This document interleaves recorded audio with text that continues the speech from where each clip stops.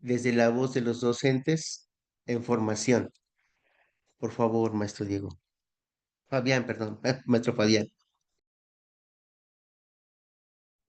Sí, hola, muy buenos días. Un segundito en lo que proyecto, por favor. Un segundito. Sí,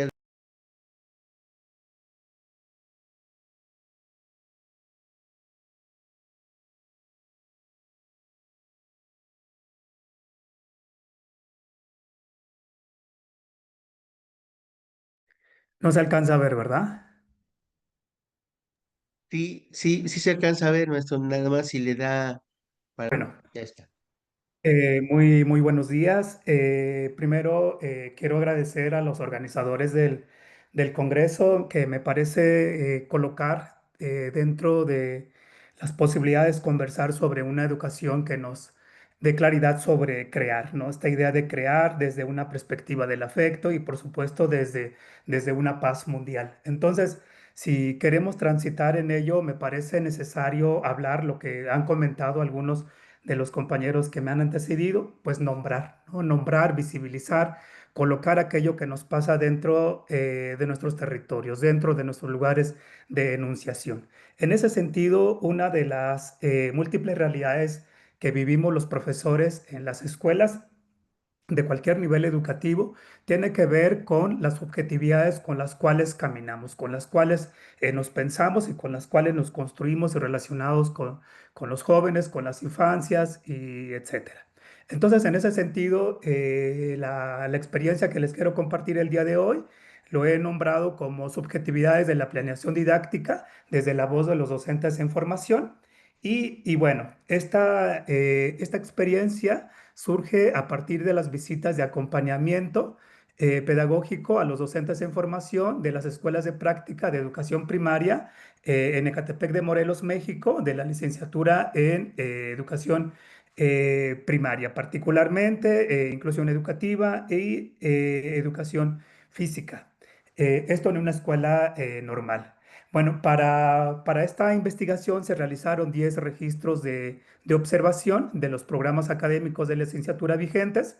Además, se recuperaron productos de planeación de los docentes en formación y entrevistas a los docentes en formación observados.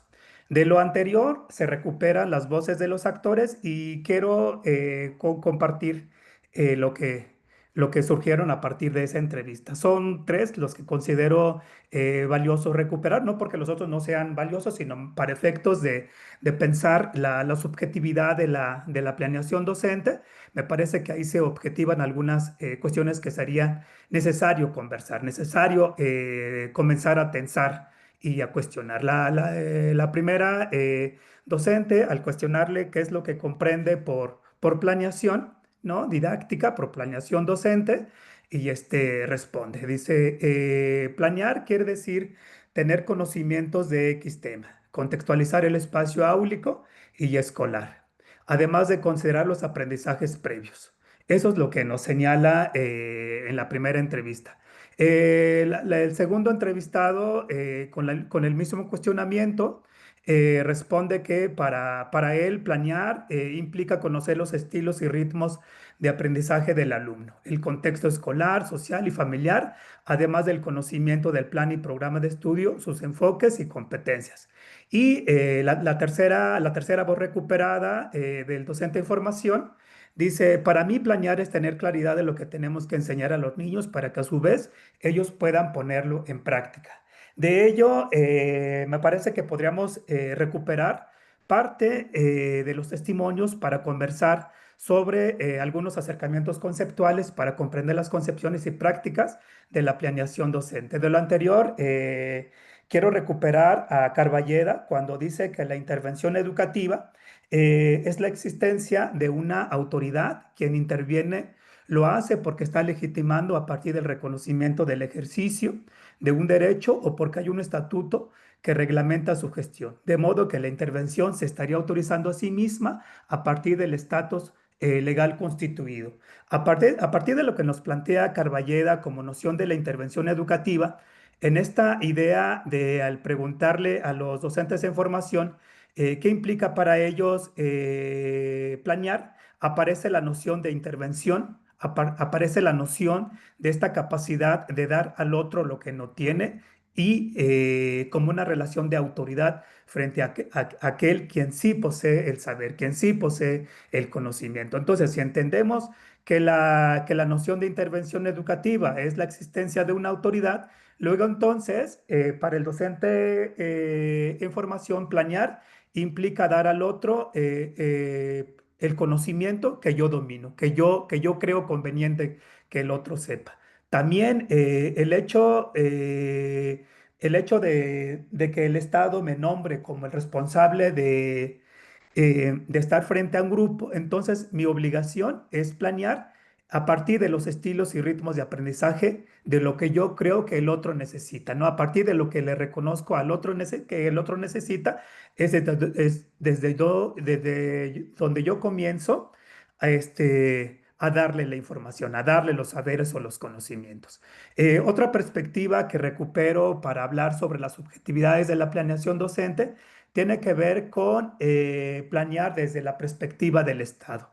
Es decir, lo que nos plantea la SEP y los programas y los planes y programas de estudio. Bueno, de aquí recupero uno de los propósitos que nos plantean la nueva escuela mexicana, desde donde se mira como posibilidad la subjetividad de la planeación docente, cuando señala que el estudiantado normalista, que el estudiantado normalista dimensiona la importancia de la planeación y evaluación de los aprendizajes. Al analizar sus propósitos, características, niveles de concreción e implicación disciplinares, didácticas, pedagógicas y curriculares, cobrando relevancia en el diseño y desarrollo de sus primeras intervenciones con estudiantes. Lo que quiero convocar, ¿no? A partir del propósito que nos plantea el Estado y los programas de estudio, es que cuando dice que el estudiantado normalista dimensione la importancia de la planeación y la evaluación de los aprendizajes, lo que aparece ahí es una tecnificación, es una práctica funcionalista, ¿no? Es decir, que el otro solamente necesita conocer los planes y programas de estudio para ejercerlas, ¿no? Para llevarlas a cabo dentro del salón de clase. Pero pocas veces, ¿no? O pocas veces, o casi es nula la presencia dentro de la perspectiva de los planes y programas de estudio de la formación en las escuelas normales, aparezca la idea de problematizar qué es lo que se tendría, qué es lo que se tiene que enseñar y para qué se tiene que enseñar, inscrita desde el proyecto de Estado. Eso no se conversa. Es decir, no se conversa sobre los propósitos, para qué los contenidos, para qué los fines de esos contenidos. Más bien, lo que se procura y se precisa es solamente concentrarnos en el enseñar los contenidos que alguien más ha diseñado para que nosotros lo impartamos y que el otro solamente sea un sujeto pasivo, reconociendo, bueno, ni siquiera reconociendo, más bien disponiendo su cuerpo para que aprenda, ¿no? Y que ésta pueda ser evaluado y pueda continuar a su siguiente grado inmediato escolar como una relación productiva desde la escuela. Luego entonces, la construcción de subjetividades como proceso de formación tiene que ser compartida a partir desde lo que dice Pérez Gómez para que esto tenga sentido y tenga significado. ¿En qué sentido?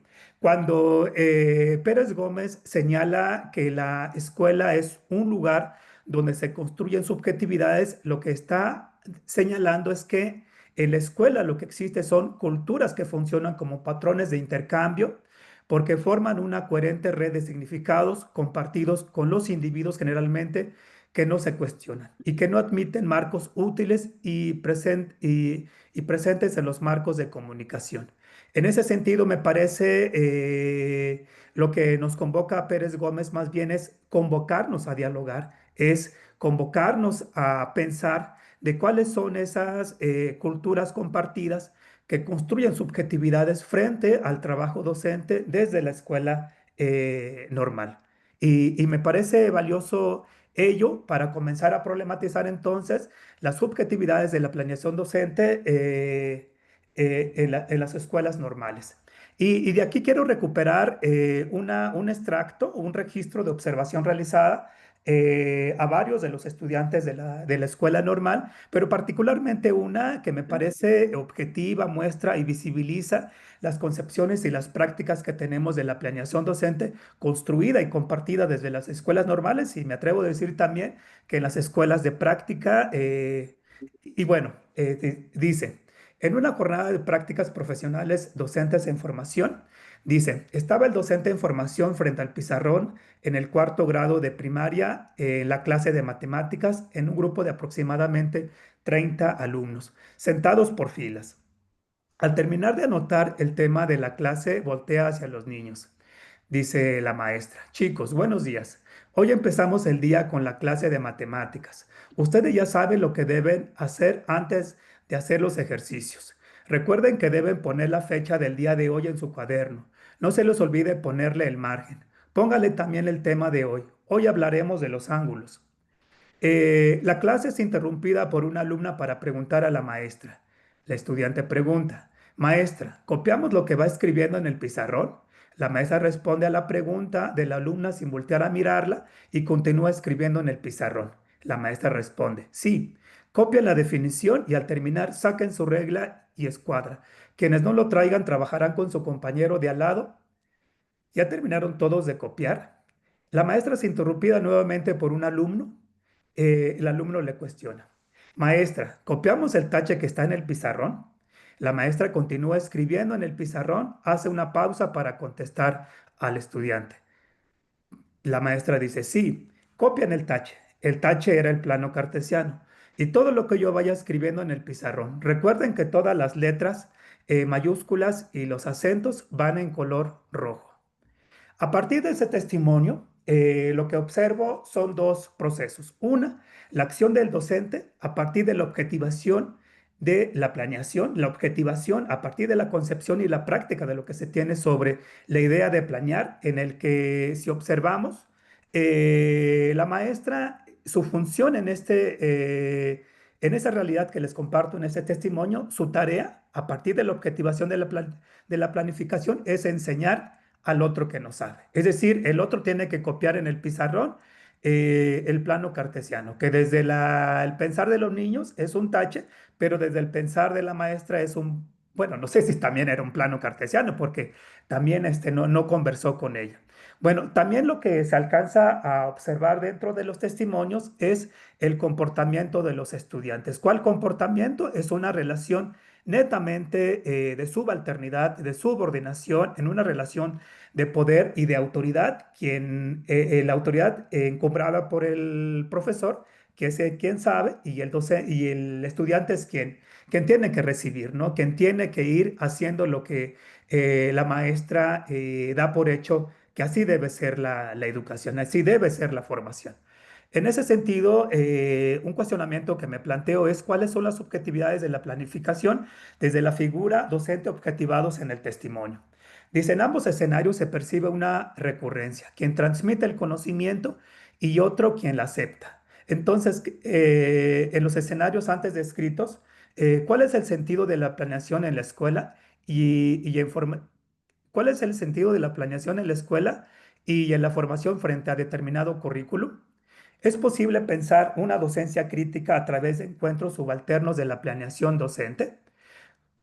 Otro cuestionamiento es cómo habitamos la noción de ser docente y ser alumno en las escuelas. Voy un poquito rápido, ya veo que se me está terminando el tiempo. Bueno, otro testimonio que recupero ahí es que en otra entrevista el docente de información se le cuestiona, ¿no? De cuál es el lugar de la planeación y cuál es el lugar de su formación dentro de la escuela normal. Y entonces dice, bueno, para mí es muy importante que el maestro me diga lo que tengo que hacer de la planeación y lo hago, ¿no? Dígame de cuántas cuartillas quiere el ensayo y todas sus características para la evaluación. Para mí la rúbrica es importante porque de ahí me baso para escribir. Lo que quiero compartir de ahí es que su objetiva a través de los planes y programas de estudio y a través de la práctica educativa, nuestras subjetividades construidas de manera silenciosa en la escuela. Entonces, ¿qué retos surgen para los docentes a partir de distinguir los hallazgos de la planeación docente? Bueno, también quiero recuperar aquí una teórica investigadora especializada en los procesos de formación docente en las escuelas normal, que es Patricia Docoink, en el que ella, habría que aclarar, ella es una investigadora externa, o sea, ella no es trabajadora, ella no forma parte de la familia normalista y vaya, particularmente sus investigaciones tienen que ver con lo que sucede o nos habita en las escuelas normales. Y entonces, lo que señala ella es que la tradición normalista mexicana parece estar enclavada en el proceso enlodado, en el sustituido, donde cada quien permanece en su lugar y donde los diversos movimientos, los cambios y los retos no se articulan con ninguna alteración, con ninguna creación de algo nuevo. Esta participación me parece valiosa desde el pensar de Patricia Ducoing. Entonces yo me pregunto, bueno, ¿quiénes deberían escribir sobre lo que pasa en las escuelas normales? Pues tendríamos que ser nosotros, los profesores, los propios docentes de información y todo aquel que me parece que está inscrito dentro de las tradiciones y los procesos de formación docente. Y algunas reflexiones que quiero compartir y colocar con mucho cuidado, con mucha cautela y con una relación de cuidado es que a partir de esta investigación lo que logro distinguir es que es necesario hacer visible las lógicas en que nos relacionamos con el currículum y su planeación y por supuesto con la formación docente como profesión de Estado, pues ahí están latentes las comprensiones del tipo de ciudadanía que estamos construyendo. Por otro lado, me parece necesario también y urgente abrir brecha para conversar sobre nuevas categorías analíticas, para examinarnos, pensarnos y mirar como posibilitadores de mundos alternos frente a la planificación docentes desde epistemes otras. Otra inquietud que me parece necesario es leer distinto, leer en reversa la gramática normalista en cuya implicación sea la construcción de la docencia y el rediseño a nuevas lógicas de comunicación, a la comunicación frente a prácticas ya escritas. Y por otro lado, generar tensión en los discursos y prácticas actuales en la formación docente que nos permita dar voz y presencia a epistemes más horizontales, que me parece es un reto necesario, complejo, que a partir de los testimonios nos dibujan otros escenarios. Pero me parece que lo que nos convoca a este congreso y desde donde nos estamos conversando es necesario conversar, es necesario pensar las realidades con las cuales hemos caminado y hemos pensado que así es como deben de ser. Y me parece que ahí también podríamos comenzar a conversar sobre una educación creadora desde una sociedad del afecto, desde una educación de cuidado. Agradezco mucho la atención a la presente. Muchas gracias. Muy agradecido a usted, maestro Fabián. Eh, Compañeras, compañeros, ahí está el espacio. ¿Alguna duda, alguna inquietud?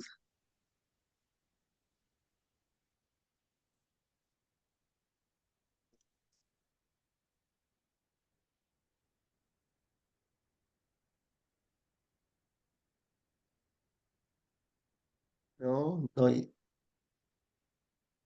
hay alguna resonancia así, aunque sea chiquita. Algo,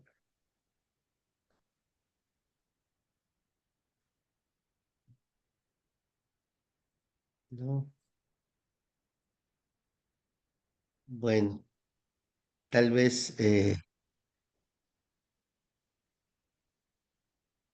nada. Nada. Ok, pues si gustan, damos paso a la última presentación y a ver si al final pudiéramos abrir un poco ahí la conversa a partir de una o dos preguntas que yo quisiera plantear en términos generales, ¿no?